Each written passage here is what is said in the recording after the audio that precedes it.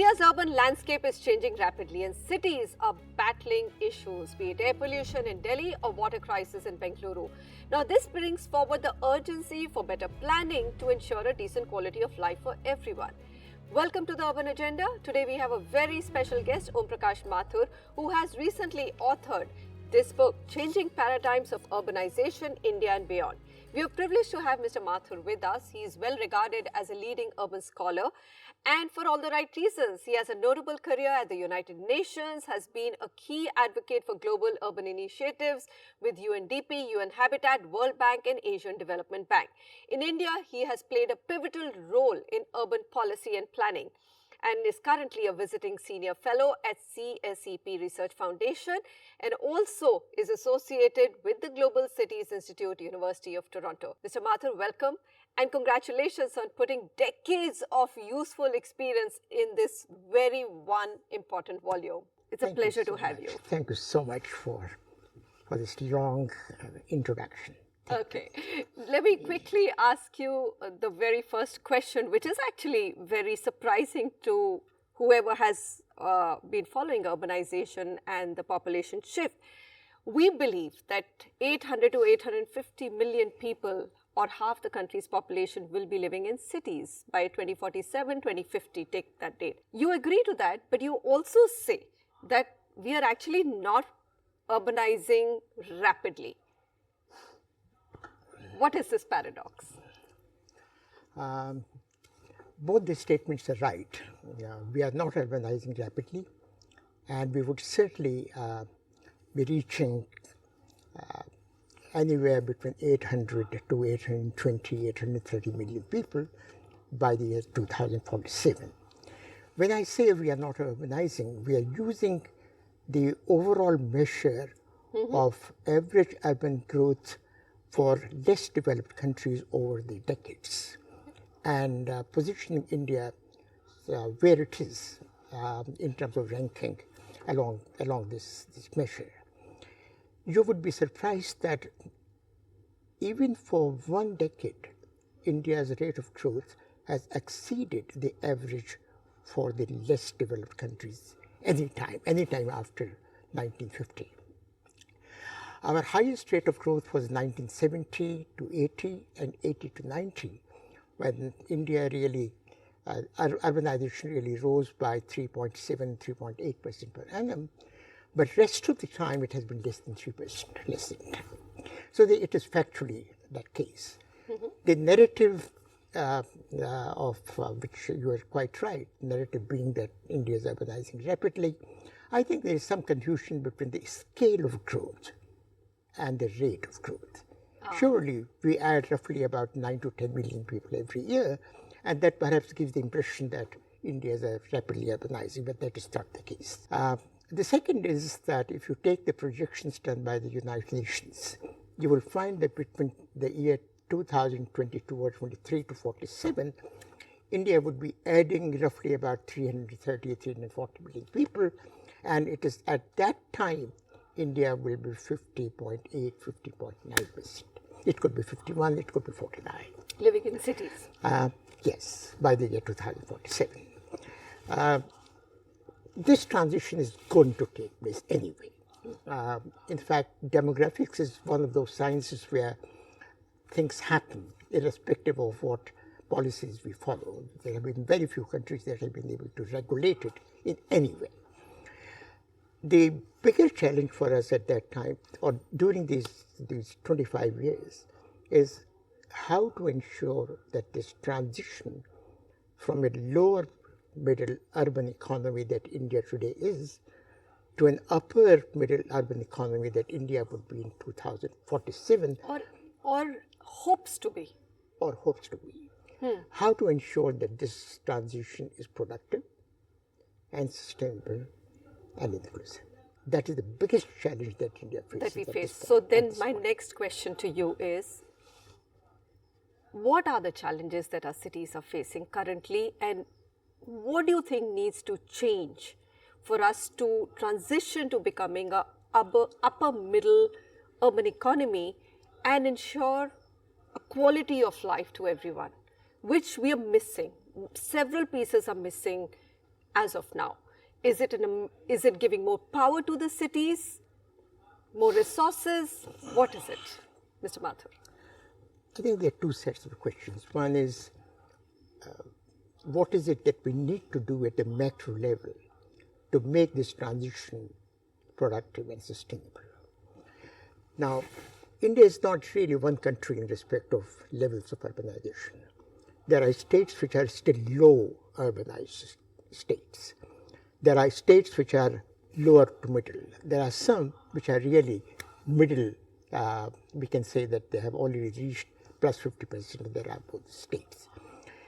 So one is that India is really not one country, but a group of countries, group of states where the challenge really is that while India has been growing at about 6%, 7% for the past 2 decades or so, the two factors of production which are not pacing as much as they ought to make this process productive and to make this process inclusive are the labor market, where overall migration within the country is extremely low. Just about 9 to 10% people really moved from one place to another over the past decade. I'd like our audience to understand, when you say the rigidity of a labor market, are you saying that 9 to 10% people migrate because there are not enough opportunities for employment in cities? Partly that, and partly also the religion, the language, the caste, all these are impediments to migration. Very interesting. All impediments. You know, 80% of the migration in the decade of 2001-2011 was intra-state, not interstate. And these are all people from villages of Bihar would move to Patna, people from villages of UP would move to Lucknow, maybe Kanpur. That would be the principal pattern. Right. That would be the principal pattern. Now, we have looked at this data very carefully in 2011. Unfortunately, we don't have the 21 census, but that has been the pattern right from 1951 onwards. This pattern of migration has not changed, and it is intra-state migration that dominates India and not the interstate migration.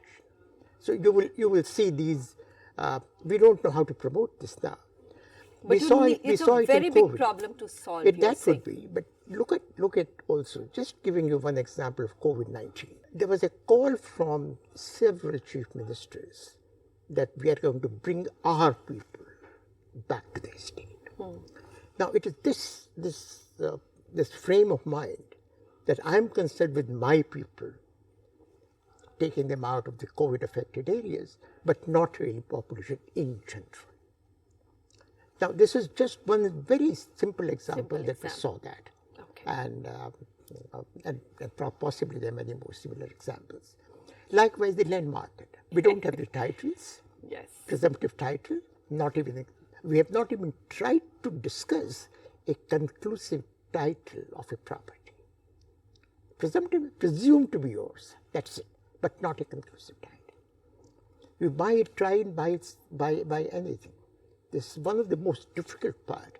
That is why in one of the chapters I've given the figure that the land, only 3% of the total land, usable land, is urbanized.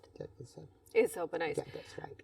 What would your solutions be for both these problems? One is the labor, Manisha, to mitigate the labor difficulty, migration, and these barriers are very hard to break. The caste, Exactly. the religion, That's and why the language we remain barriers. where we are. That would explain part of the, why are we urbanizing so slowly?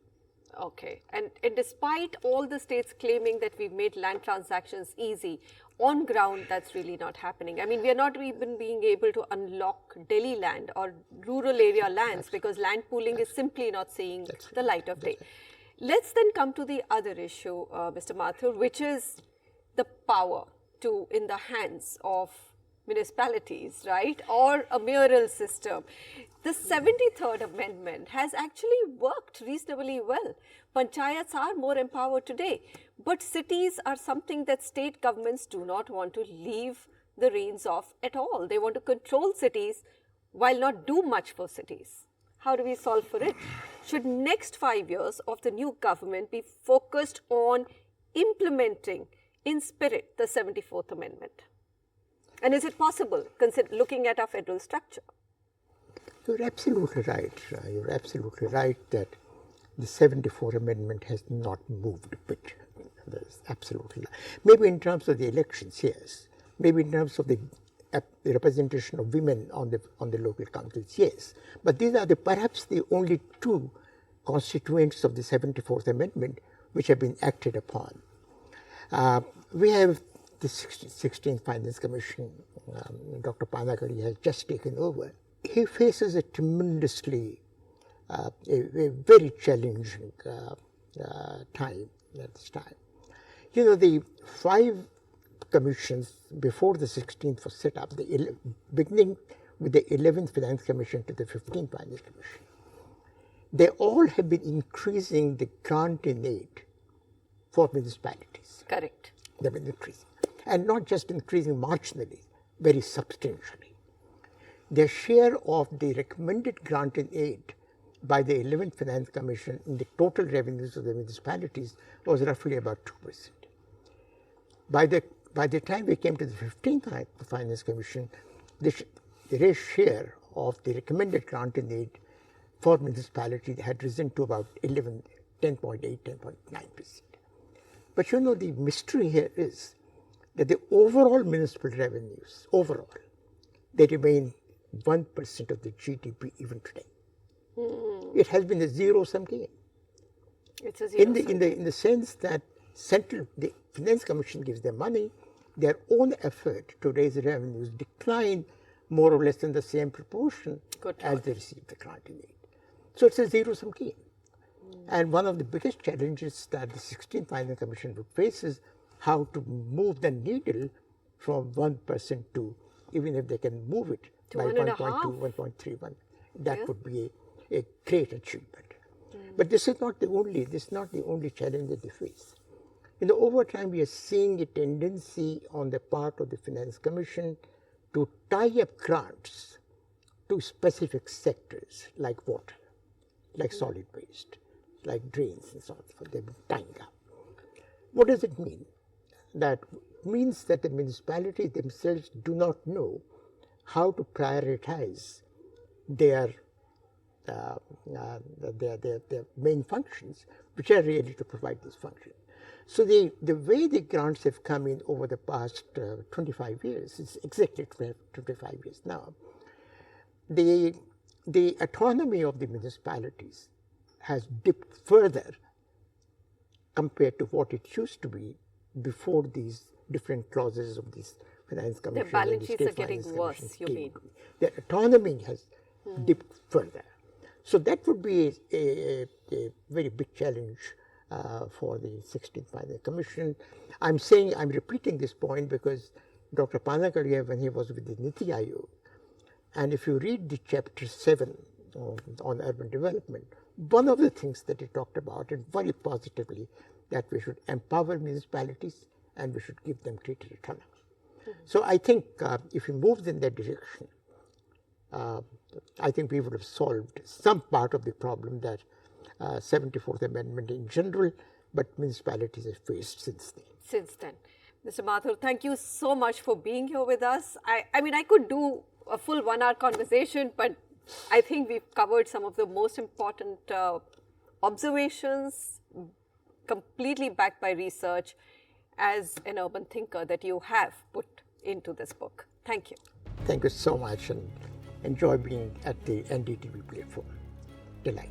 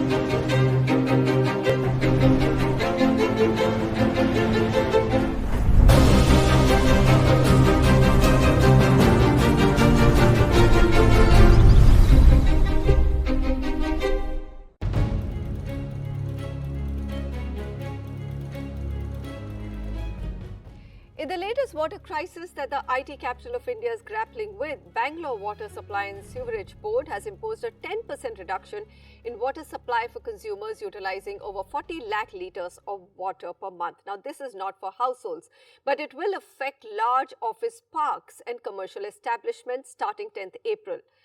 It's a much needed step taken to encourage responsible usage of water, but it is not a long-term solution for a rapidly growing city. On the Urban Agenda, we bring you face to face with a very interesting startup that uses artificial intelligence and geospatial analysis to solve for water crisis. Jagdish, welcome to the Urban Agenda, and I'm going to dive straight in. We have very little time. Let me ask you, what are the solutions that you've been able to bring to enable more groundwater in a landlocked city like Bengaluru? All right. So thanks, Manisha, for having us on the show. As part of Brigade's portfolio, right, what our customers have seen, even in a situation like this, is about 800% improvement in groundwater availability.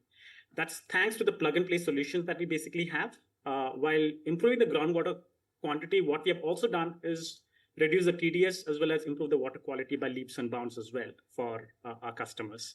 So that's something that we have delivered even during harshest time like this in Bangalore. Okay, but I haven't understood, what do you do? How do you make that possible? It's a combination of various technologies that we use, starting from geospatial mapping, studying the larger area, doing field analysis, which is further complemented by something called mathematical modeling of the subsurface, as well as simulation, software simulation that we do. So it's a combination of all these things to basically identify the right aquifers that have storativity and recovery solutions that can not just recharge the water, but also give you the water back, right? See, today, one of the key challenges that realtors face, and if you ask them this question, is everyone is doing recharge. But if you ask them, where's the water going? Nobody has an answer to that. So we tell you those specific aquifers that have those storage capacity of crores of liters that can also give you back the water in the needy times as well. Okay. You know, there's a duality in Indian cities. For example, Bengaluru made news last year for flooding and this year for water crisis. And this is something which happens in a lot of cities across the country, right? Are you also solving for flooding? Yes, we do that. And let me just give you a brief insight about what's the reason behind this as well. Everyone's blaming concretization. That's partly responsible. We do acknowledge that. But over the past 60 years, if you basically look at it, right, the way we leverage the land has drastically changed. Where there could probably be 100 houses, today we have a capability to probably put in like 1,000 houses vertically. But the way we manage the water, right, has not changed literally. And unless that basically changes, we will have these flooding issues, right? So one of the things that we also do is something called, we leverage this platform that we have called Flood Management Platform that can naturally send the excess water into the deeper aquifers and the storage zones, which can then be used during the tough times like this. Okay, so this is happening at a project level. Yes. Explain to me what has been the deployment so far, whether it's by the real estate fraternity or the government, who are the two most important stakeholders who are building our cities. Right. So real estate fraternity, in fact, has welcomed us with open arms. I would say that because they have seen great value in what we deliver for them.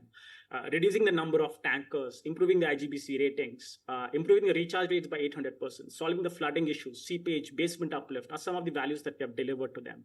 But with government, yes, we are still trying to make inroads, trying to connect with the right stakeholders. And I'm sure we should be able to do that given the current scenario in Bangalore.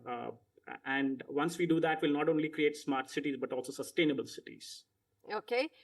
We haven't spoken about rainwater harvesting. So yes, you do find the aquifers and the largest storage areas, but then how do you orient a real estate project to ensure that all the water which is harvested goes there? Is that what you do? So this technology is quite different. Let me just give you an insight and a brief, brief talk about that. See, let's look at where we stand today, right? The current landscape. Today, when there is more rains, if you just go to any project of most of the builders, right? When there is more rains, as it is happening with climate change, most of the rainwater harvesting structures that you have are overflowing with water. At the same time, during summers, there's no water. So we we don't have water crisis, we have water management issues, right?